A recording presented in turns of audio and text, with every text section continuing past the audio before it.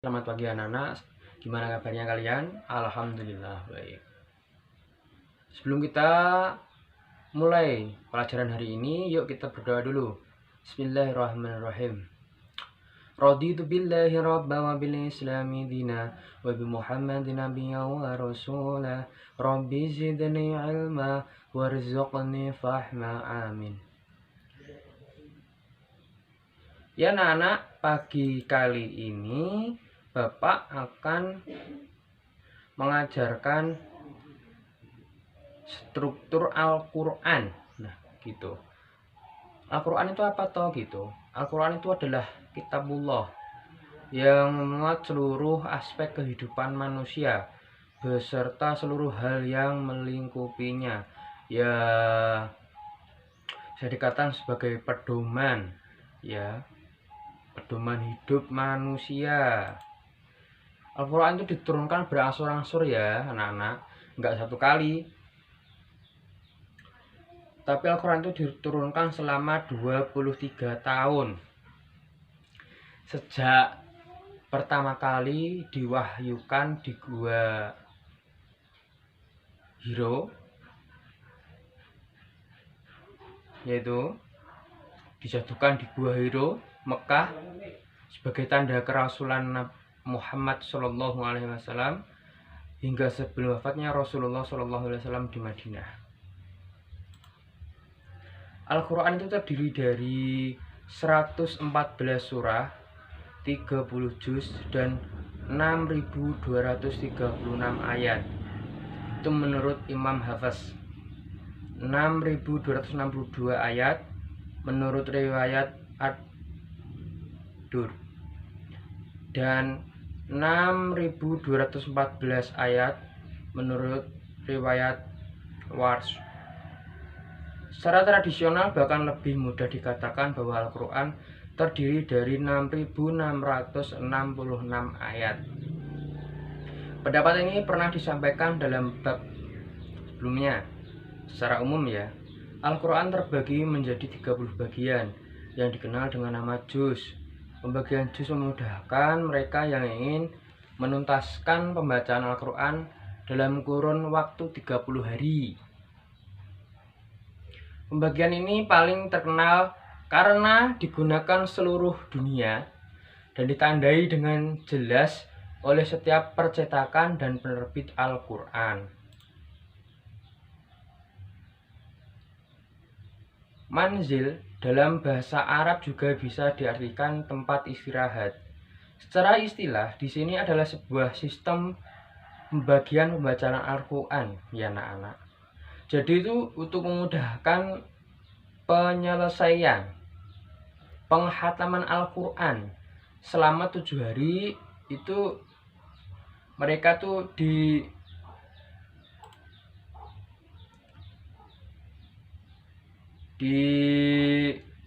dibagi gitu. Itu yang pertama, pada hari ke-1 itu juz 1 sampai 6. Pada hari kedua juz 6 sampai 11, seperti itu. Pada hari ketiga tanggal juz 11 sampai 14. Pada hari keempat juz 15 sampai 19. Pada hari kelima juz 19 sampai 23. Pada hari ke-6 juz 23 sampai 26. Pada hari ke-7 juz 26 sampai 30. Seperti itu yang dikatakan manzil ya teman-teman.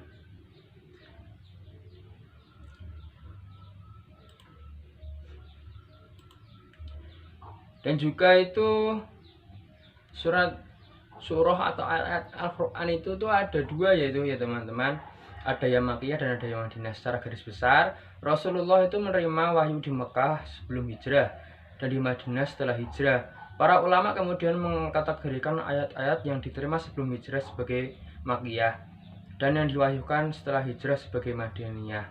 Meskipun diwahyukan di Mekah seperti pada waktu Haji Wada, namun ada juga ulama yang berpendapat bahwa Makkiyah adalah ayat-ayat yang diterima Rasulullah Shallallahu Alaihi Wasallam di Mekah, meskipun setelah hijrah ke Madinah. Sedangkan Madaniyah adalah ayat-ayat yang diterima Rasulullah di Madinah. Pembagian berdasar fase sebelum dan sesudah hijrah dianggap lebih tepat ya anak-anak. Sebab itu terdapat surah Madaniyah yang turun di Mekah.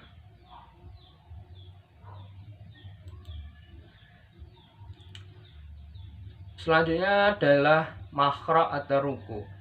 Makhraj adalah sub pembahasan dalam Al-Quran yang pada Al-Quran model lama biasanya ditandai dengan huruf ain di sisi kiri atau kanan halaman Al-Quran. Sub pembahasan ini juga biasa disebut sebagai ruku.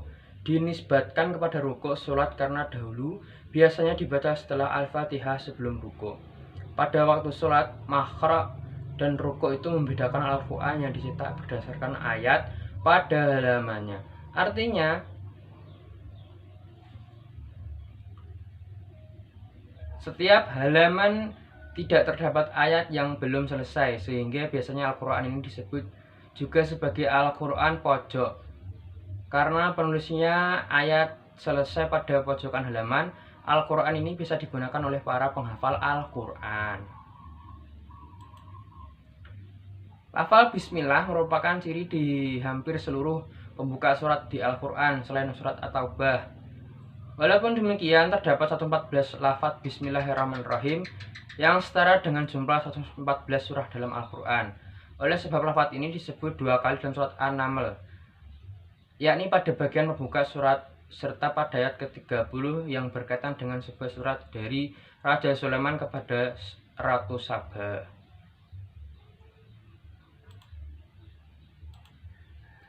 Mu'jam atau kamus kumpulan untuk mencari ayat-ayat yang berhubungan dengan suatu sisi tertentu, ya, biasanya digunakan kamus khusus Al-Quran yang bisa disebut sebagai mu'jam.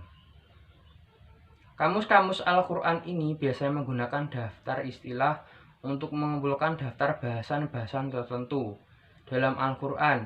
Di antara kitab-kitab kamus Al-Quran yang terkenal dalam kitab Al-Mu'jam, Al-Mufaras li Al-Fazi Al-Quranil Karim karya Syekh Muhammad Fa'ud Abdul Baqi dan Mu'jam Al-Mufaras Limaani Al-Quran Al-Karim karya Muhammad Basam Rusdi Al-Zain.